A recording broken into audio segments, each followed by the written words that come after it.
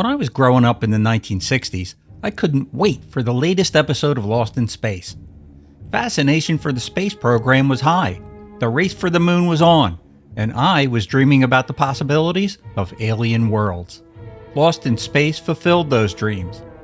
When I saw a clip from the upcoming TV show, a shot of the Jupiter 2 spiraling down, crashing on an alien planet, I was already hooked. That first season was glorious and everything I was hoping for. The Jupiter 2, the robot, the chariot. This was the outer space adventure that I wanted. But I always wondered, would the Robinsons ever make it back to Earth? Well, they almost did in several episodes, and those are some of my favorites. So let's dive in and talk about those episodes and why they never filmed the series finale with the Robinsons triumphantly returning to Earth. Fantasy, sci-fi, nostalgia, rerun zone. Return from Outer Space, Season 1, Episode 15. Well, this was the first time we get a glimpse of the possibility of the Robinsons getting back to Earth.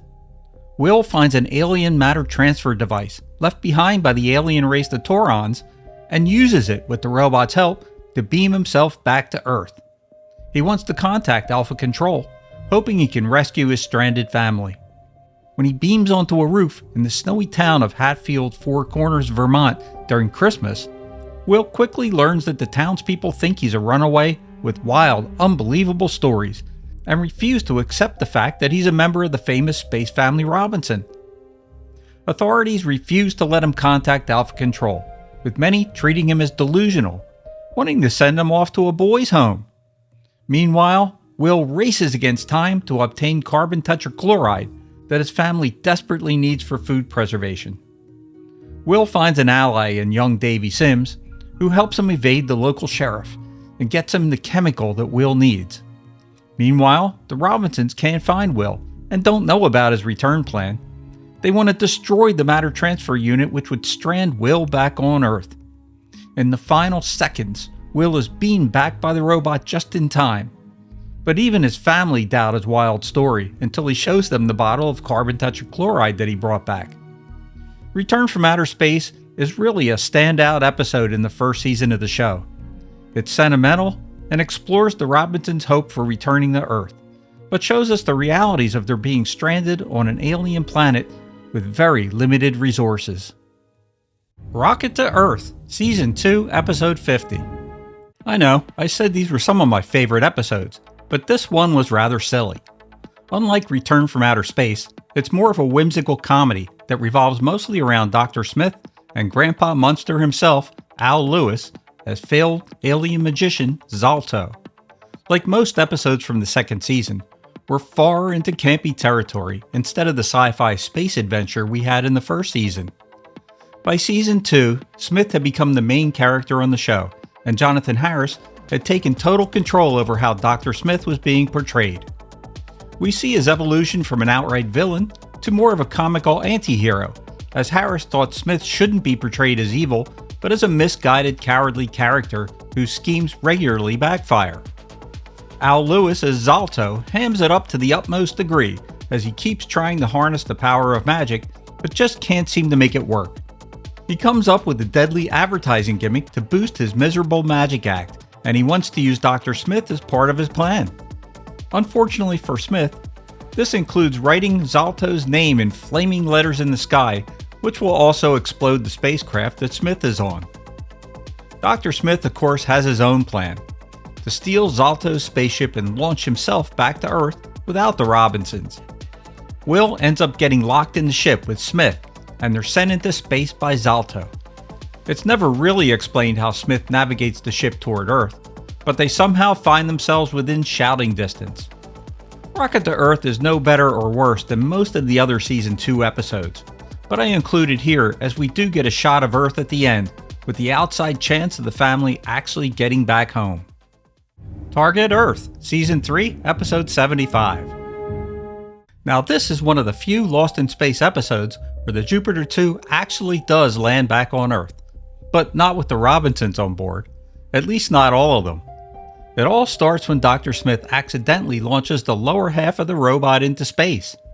Soon after, the family is contacted by aliens from the planet below who promise to return the robot's missing part if they agree to land. Against their better judgment, the Robinsons touch down, only to be captured almost immediately. The aliens' true plan quickly comes into focus. They intend to create duplicates of the Robinsons and use them, along with the Jupiter 2, as a Trojan horse to invade the Earth. With the real family in prison, the fakes prepare to carry out their mission. But Will and Dr. Smith manage to knock out their doubles and sneak aboard the Jupiter 2. What follows is classic Lost in Space, part tension, part comedy. The duplicate Smith ends up on the ship as well, leading to a chaotic scene where the aliens struggle to figure out which Smith is real. In the end, the Jupiter 2 does briefly land on Earth, though under the control of the alien invaders. Will, with Dr. Smith protesting, makes the heartbreaking decision to launch the ship back into space, steering it towards the aliens' homeworld and away from Earth. It's a heroic act that saves the planet, but leaves the Robinsons stranded once more.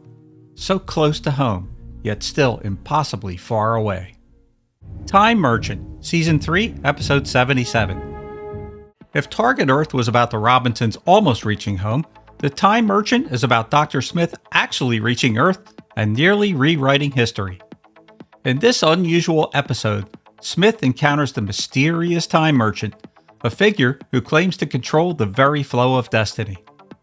For once, Smith is given exactly what he always wanted, a trip back to Earth. He sneaks into the Time Merchant's transporter, which sends him back to Earth in 1997, just hours before the launch of the Jupiter 2. Suddenly, Smith is no longer lost in space. He's back at Alpha Control. Smith is determined to stay. He thinks that the Jupiter 2 will launch without him, and the Robinsons will carry on with their mission to Alpha Centauri, free of his meddling. But there's a cruel twist of fate.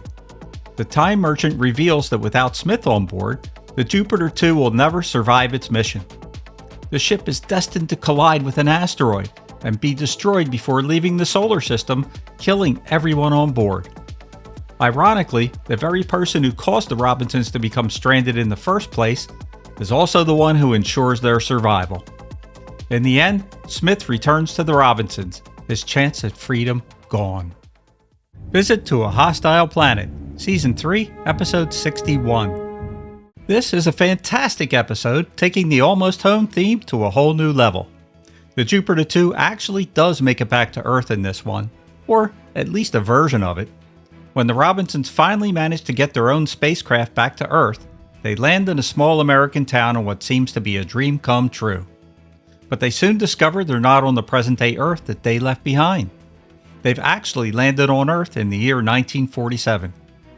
What makes this episode especially great is the fact that it involves the entire Robinson family without focusing the show entirely on Smith. It's well written and has the family actually achieving their dream of returning to Earth, only to have it snatched away.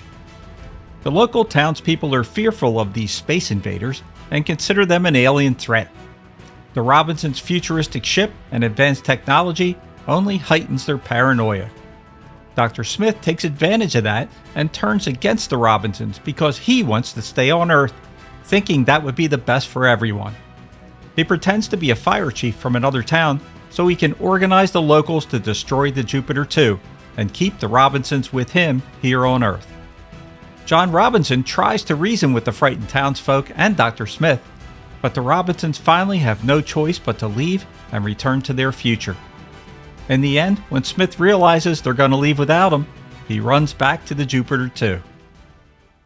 Whatever happened to Lost in Space's 4th season? So why was there never a series finale or a 4th season of Lost in Space? Well, that comes down to several factors. By the spring of 1968, after filming the final 3rd season episode Junkyard in Space, the cast and crew were led to believe that Lost in Space was coming back. Irwin Allen had even ordered scripts for Season 4, but when CBS announced its 1968-69 lineup, the show was not on their list. The decision mostly came down to financial. The cost of producing Lost in Space was rising, from about $131,000 per episode in Season 1 to almost $165,000 in Season 3. Meanwhile, CBS and 20th Century Fox had some movie production overruns forcing them to make studio-wide cutbacks. When executives told Allen the show could continue, but with a 15% budget cut, he refused. Ratings were also on the decline. The show was now appealing to a much younger audience, and advertisers weren't as interested in what had become a children's show. These Return to Earth episodes form a touching portrait of Lost in Space. Each one dangles the promise of the Robinsons finally returning to Earth, but always stops just short, leaving the possibility of what might have been. There are moments of hope and moments of frustration, and even the realization that the Earth they longed for might no longer be the same. Watching them reach for Earth, only to see it slip away, reminds us of life's own bittersweet truths. Sometimes home is right there within our grasp, and sometimes, like in real life, it's just out of reach. This is Rich from Rerun Zone. Thanks for watching, and good night.